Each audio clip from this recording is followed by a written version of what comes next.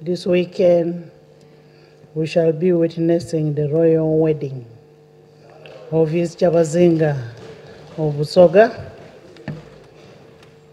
His Majesty William Wilberforce Gabla Najope the Fourth, and his queen, the Inebantu of Jobia Mutesi.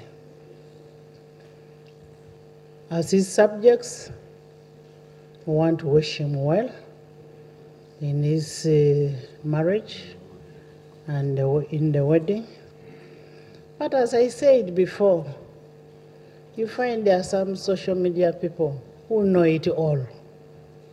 Why don't they leave people to settle? Huh? Why don't they wish other people well? People want to pop their noses into people's personal lives. They should leave the Chabazinga. If they are saying he has many wives, who tells you a man should have one woman?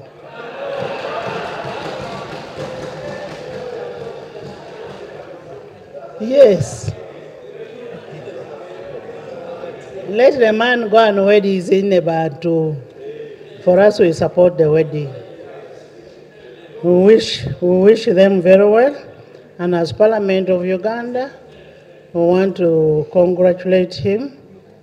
And we'll continue praying for the family. Thank you so much.